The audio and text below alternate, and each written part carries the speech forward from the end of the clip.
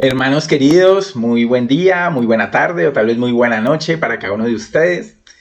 Continuamos estudiando el Evangelio de Lucas. Hace unas semanas empezamos el capítulo número 10, que en sus primeros 16 versículos pues nos ha narrado Lucas la instrucción del Señor Jesús para estos 72 discípulos que tenían una misión sumamente especial y específica, y era que el reino de Dios fuera anunciado.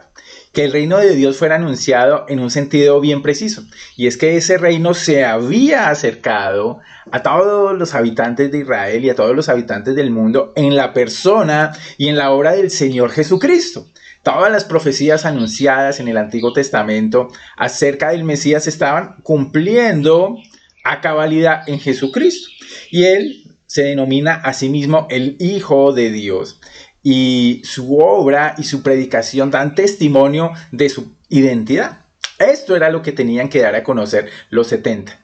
De esa manera el Señor les instruye cuál era el modelo para que cada uno de ellos llevara a cabo la predicación, y hemos estudiado con detalle cada uno de los puntos que el Señor les da, y la última vez hablamos de qué pasaría con los que los rechazan. No solamente lo que ellos tendrían que hacer con las personas que los rechazan, que era declarar el juicio futuro sobre ellos, sino también de qué se trataba ese juicio y cómo estas personas tenían una responsabilidad grande, así como la tenemos nosotros ahora, porque habían recibido mayor luz, mayor revelación de parte de Dios.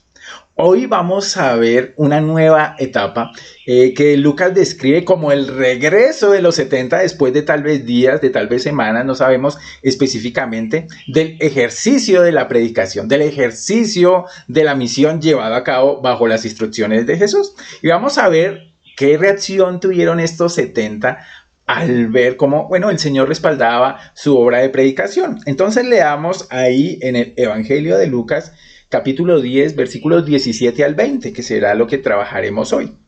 Dice Lucas: los 70 regresaron con gozo diciendo: Señor, hasta los demonios se nos sujetan en tu nombre. Y él les dijo: yo vi a Satanás caer del cielo como un rayo.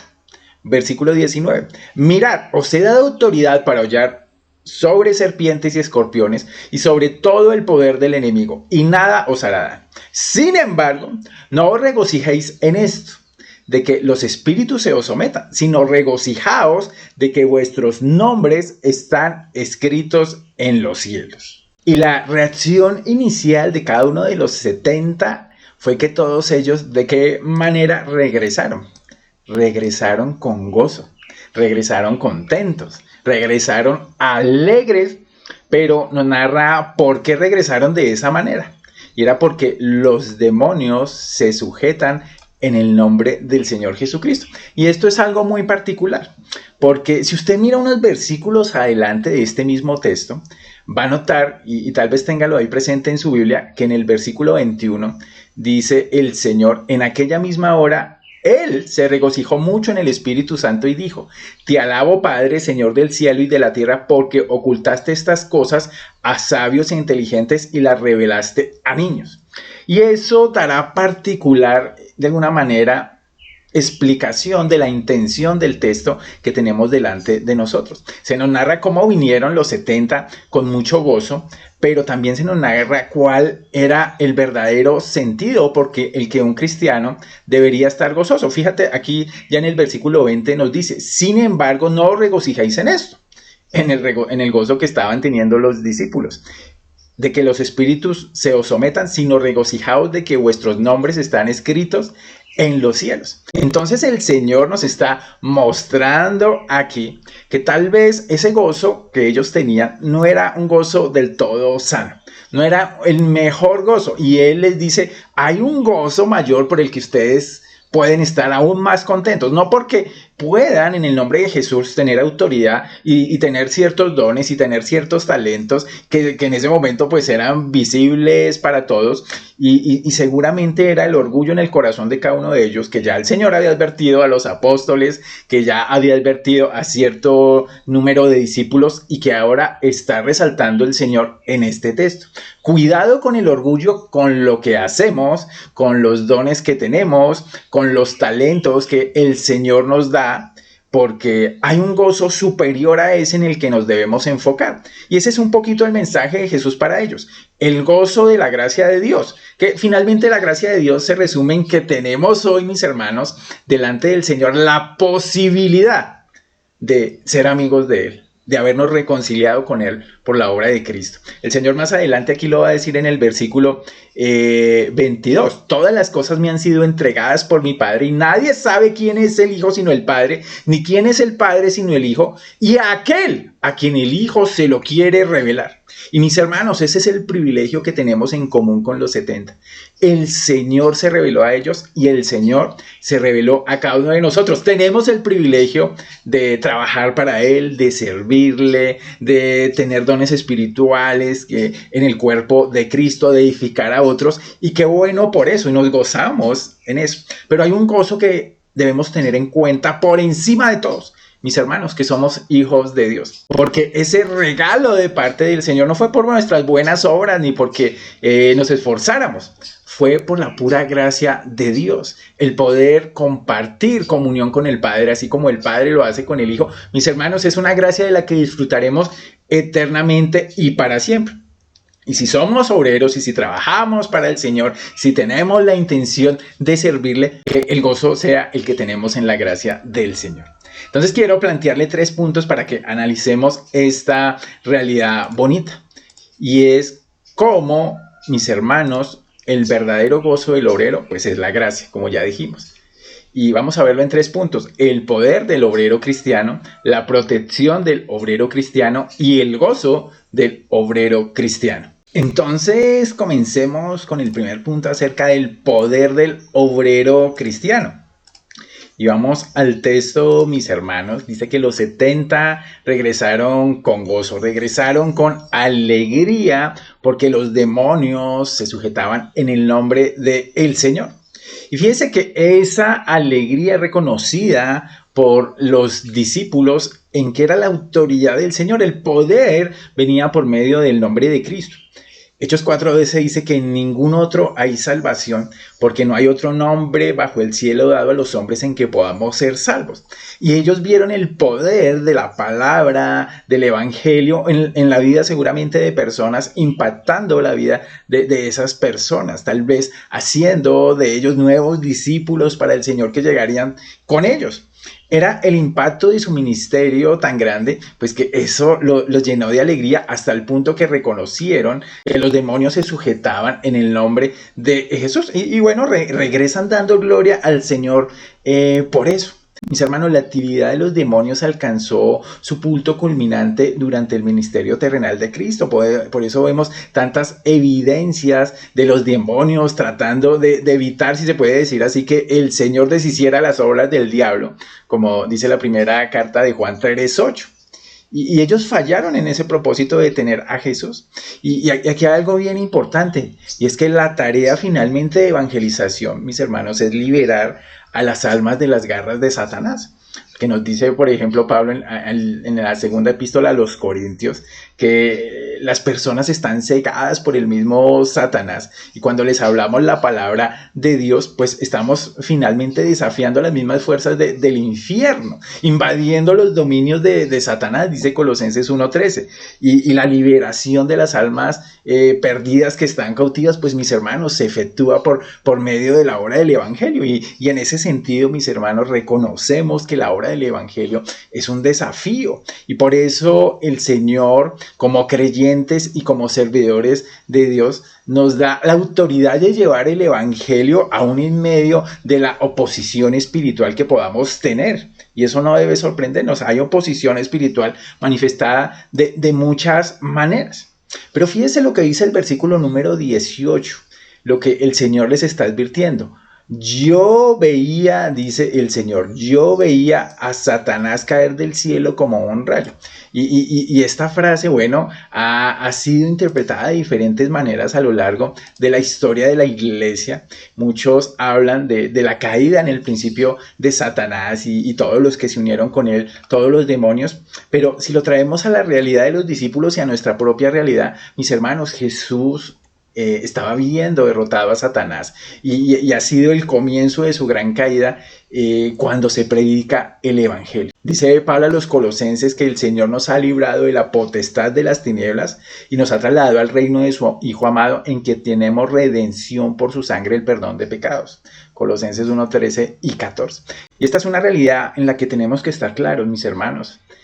Cuando llevamos el Evangelio, cuando las personas aceptan al Señor, cuando aceptan el Evangelio, es finalmente derrotado Satanás. También en otro sentido, Jesús vio a Satanás derrotado mediante la difusión del Evangelio. Porque esta difusión del Evangelio, por ejemplo, nosotros lo estudiamos en Juan capítulo 12, nos decía el Señor que ahora es el juicio de este mundo.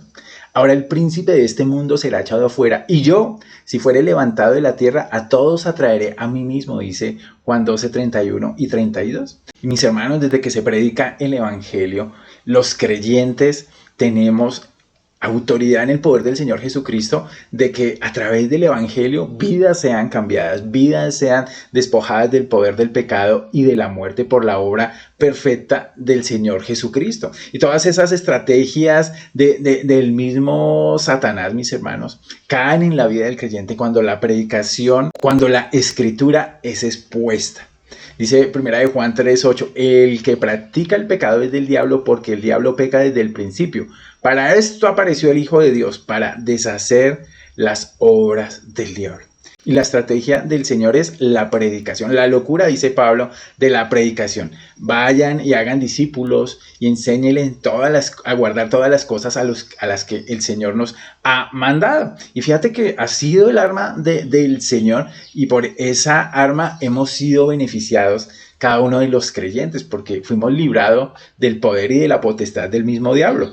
Y en la misma cruz, mis hermanos, el diablo estaba siendo derrotado.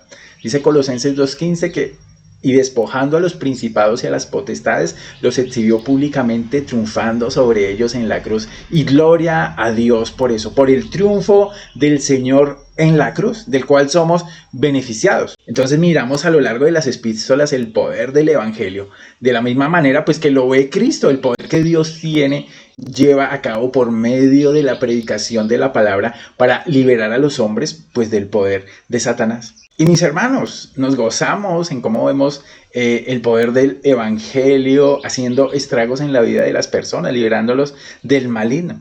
Pero tenemos que tener siempre en cuenta que somos privilegiados en poder llevar el Evangelio a otros, que nos gozamos en lo que hace el Señor. Pero mis hermanos, el éxito no es de nosotros, el éxito no es de nuestro propio don o nuestra propia manera de hacer las cosas. El éxito siempre es de Dios, y gloriamos al Señor por lo que hace a través de hombres y mujeres que continúan predicando el Evangelio, que continúan edificando la vida de otros y continúan haciendo cosas maravillosas por medio del Evangelio. Vamos a ver un segundo punto que también es bien interesante aquí, y es la protección del obrero cristiano. Bueno, que va de la mano del poder, porque aquí hay versículos que a veces han sido malentendidos y yo diría también que hasta abusados. Nos dice el Señor en el versículo número 19. Mirad, os he dado autoridad para hollar sobre serpientes y escorpiones y sobre todo el poder del enemigo, y nada os hará daño. Y mis hermanos, el creyente cristiano tiene poder sobre los enemigos, tiene protección sobre los enemigos que puedan interferir en su obra. Y mis hermanos, tenemos de tener una seguridad clara y perfecta en esto. La pregunta es, bueno, ¿las palabras poder sobre escorpiones y serpientes debe ser tomada literal o figuradamente? Y ha habido controversia sobre cómo se debe interpretar eso. Y en un sentido, podríamos decir que literal. Mis hermanos, si el propósito de Dios es seguir usando a un siervo, pues Dios no lo protegerá de cualquier amenaza seria, cualquier daño, cualquier naufragio. Si usted ve la vida del apóstol Pablo, ¿cuántas veces no fue protegido de un naufragio, de la misma mordedura literal de una serpiente, de una víbora venenosa? Y Pablo pues no murió, sino continuó su ministerio. La vida pues de un creyente que está trabajando para el Señor, ¿en manos de quién está? Está en manos de Dios durante toda su vida. Y creo que nos asombramos de tantos hombres que dejaron todo, que fueron a la misión, muchas veces a selvas difíciles, a lugares inhóspitos, en culturas difíciles. con la seguridad clara de que iban bajo la protección de Dios. Pero aquí hay una aclaración que debemos hacer. No ponemos a prueba a Dios, mis hermanos. No ponemos a prueba de Dios, ni siquiera nos jactamos de estar protegidos. Un creyente, un siervo, un trabajador, mis hermanos, no se expone a la amenaza del peligro si no es absolutamente necesario. Si lo hiciera, seguramente estaría orando equivocadamente. Si hay una persona que ande tal vez con serpientes, mostrando que las serpientes o el veneno de las serpientes no tienen efecto sobre él porque está protegido de Cristo, no es algo prudente ni es algo que sea honesto, ni siquiera que tenga que ver con el ministerio cristiano. Creemos en la protección de Dios y creemos que el Señor a veces permite el daño con un propósito, aún permite la muerte de siervos con un propósito y está dentro de los planes de Dios, pero tenemos la certeza de que el Señor está protegiendo al que le sirve. Pues también lo podemos interpretar de una manera espiritual, mis hermanos. El enemigo tiene poder y tiene un gran poder. Porque el apóstol Pablo lo plantea claramente, nuestra lucha, nuestra guerra, no es contra las personas, contra carne y sangre, sino contra principados, contra potestades, contra los gobernadores de las tinieblas de este siglo, contra huestes espirituales de maldad en las regiones celestes, dice Efesios 6:2, y por eso el Señor nos ha provisto de la armadura de Dios. Reconocemos que el enemigo tiene poder, y es un poder más grande que el de un hombre. Por eso necesitamos la protección de Cristo. Si Dios es con nosotros, mis hermanos, la realidad es que ¿quién contra nosotros? Dios es el que nos protege, Dios es el que da la protección en toda circunstancia y podemos tener una seguridad perfecta cada uno de nosotros ante todos los enemigos que se presentan. Fíjese, Pablo le dice a Timoteo ya al final de su vida, en segunda a Timoteo 4:18, y el Señor me librará de toda obra mala y me preservará para su reino celestial. A él sea gloria por los siglos de los siglos. Amén. El mismo Pedro le dice a los expatriados de Asia, de Bitinia, del Ponto, en la primera epístola de Pedro 1:5, que nosotros somos guardados por el poder de Dios mediante la fe para alcanzar la salvación que está preparada para ser manifestada en el tiempo postrero. Eso quiere decir que el Señor está tratando con nosotros y está guardando por medio de la fe a todo hombre para su reino celestial. No perdemos la salvación, mis hermanos.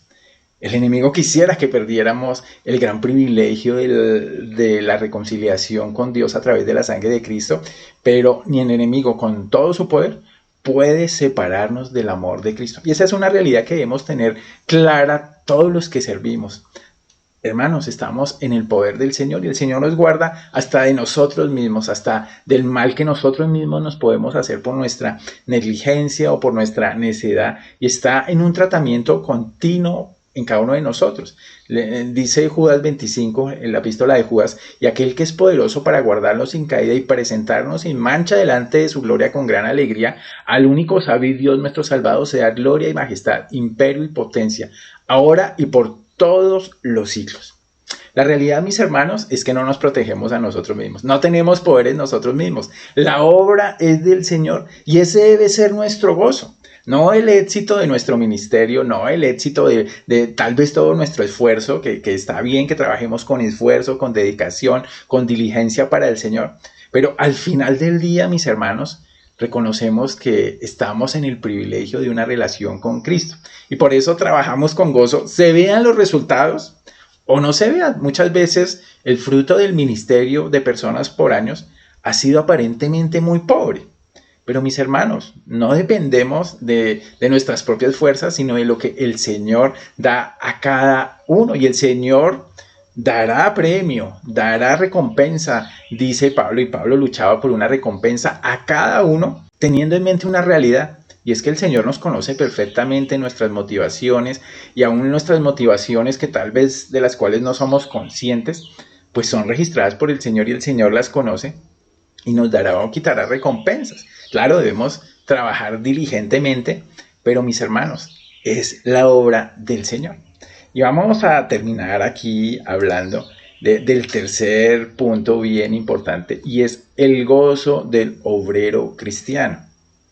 Y tiene que ver con la fuente de nuestro regocijo. Fíjese en el versículo número 20 que el Señor hace un sin embargo.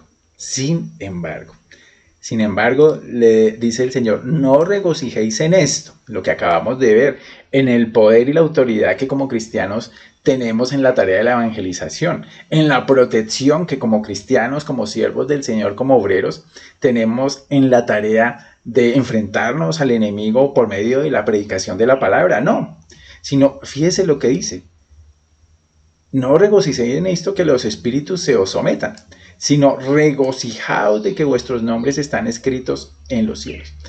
Y mis hermanos, como les decía muchas veces, el fruto del ministerio no es como lo quisiéramos. Si usted ve la vida de Job, el Señor permitió que Satanás trajera sufrimiento a la vida de Job. Y mis hermanos, eso fue parte del proceso de Job. Y muchas veces nos quejamos de nuestros propios procesos porque no vemos todos los resultados que quisiéramos. Si Dios lo permite, mis hermanos, Satanás puede traer sufrimiento a nuestras vidas como ocurrió con Job, solo si Dios lo permite. Al mismo Pedro fue pedido para ser zarandeado. Pablo tenía un aguijón en la carne, que Pablo dice era por el mismo Satanás que venía. Pero a pesar del sufrimiento, a pesar de tal vez no ver los resultados que trajeran un gozo inmediato, mis hermanos, nadie puede quitarnos la salvación ni separarnos del amor de Cristo. Y la causa de esa confianza es el motivo, la última razón para regocijarnos. Aunque estos hombres y mujeres tal vez que hacían parte de los 70, no solamente experimentaron el poder y la protección de Dios, ellos ante todo deberían ser conscientes de esa bendición eterna que, claro, se podía experimentar y la podemos experimentar en esta propia vida, pero que será experimentada por siempre, porque nuestras almas son inmortales, nuestros espíritus viven eternamente, y esa es una maravillosa realidad que debemos tener en cuenta, mis hermanos, que su nombre y el mío como creyentes, como hijos de Dios, están escritos en los cielos, que nunca serán borrados. Que pase lo que pase, suceda lo que suceda, ni el cielo, ni la tierra, ni la vida, ni la muerte, ni los enemigos, nada nos podrá separar del amor de Cristo. Ni siquiera nuestra propia necedad o nuestro propio pecado nos podrá separar del amor de Cristo. Porque la gracia que ha sido dada a nosotros, mis hermanos, es una garantía del propósito de Dios con cada uno de nosotros. El creyente ha sido adoptado como hijo o hija de Dios. Fíjese que el libro de los Gálatas dice, pero cuando vino el cumplimiento del tiempo, y lo hemos estudiado aquí para hablar de la llegada del Señor Jesucristo, Dios envió a su Hijo, nacido de mujer y nacido bajo la ley, para que redimiese a los que estaban bajo la ley, a fin de que recibiésemos la adopción de hijos. Por cuanto sois hijos, Dios envió a vuestros corazones el Espíritu de su Hijo, el cual clama, Abba Padre, Gálatas 4:4 al 6. Y esa adopción, mis hermanos, esa relación nada la va a romper. Es una relación de padre e hijo. Pablo también en su despedida en el libro de los Filipenses habla de ese nombre del creyente anotado en el cielo. Fíjate cómo lo dice Pablo. Dice Filipenses 4:3, asimismo te ruego también a ti, compañero fiel, que ayudes a estas que combatieron juntamente conmigo en el Evangelio, con Clemente también y los demás colaboradores míos cuyos nombres están en el libro de la vida. Y mis hermanos, que su nombre y el mío estén en el libro de la vida es un privilegio muy grande que tenemos, mis hermanos. Cada uno de nuestros nombres está ahí, no serán borrados. La salvación no se pierde, la relación con el Señor, aunque tengamos vicisitudes, tiempos de más calor o más frío, tiempos de más acercamiento, menos acercamiento, es una relación que Cristo ganó en la cruz para cada uno de nosotros, y nos podemos gozar en eso y descansar en esto, pues en medio de todas las vicisitudes que vivimos a diario, mis hermanos. Y creo que el Señor es bueno con cada uno de nosotros, pues al mostrarnos, mis hermanos, que nuestro verdadero gozo está en una verdad que no nos puede ser quitada. Por eso Pablo le dice a los creyentes de Filipo, regocíjense, regocíjense, regocíjense. ¿Por qué? Porque ellos ya eran salvos. Y a pesar de que hay poder, el Señor nos da talentos, nos da dones para edificar la vida de otros, para ejercer la obra del ministerio, mis hermanos, nuestro gozo no está en eso. A pesar de que el Señor nos protege en la obra, nos protege en todo momento, física y espiritualmente, mis hermanos, nuestro gozo no solamente está en eso. Nuestro gozo, que no será quitado, está en que somos hijos de Dios. Porque en los tiempos de sufrimiento, de dolor, de que las expectativas aún de lo que hacemos para el Señor, aparentemente no vemos resultados, mis hermanos, nuestra relación con Cristo sigue firme y podemos presentarnos delante de Él, no por nuestra propia fuerza, nuestra propia buena manera de hacer las cosas, sino porque el Señor hizo una obra perfecta en la cruz. Que el Señor nos siga llenando de ese gozo, mis hermanos, es mi oración a cada uno de nosotros, sobre todo en momentos de decaimiento, de tristeza, de dolor, de sufrimiento, con la certeza de que podemos servir al Señor, de que nos gozamos en ver lo que Él hace a través de nosotros mismos y de otros, pero que tenemos una clara certeza de nuestra salvación. Eso era lo que quería compartirles. Si el Señor lo permite, nos veremos el próximo viernes. Un abrazo para todos. El Señor los continúe bendiciendo. Chao.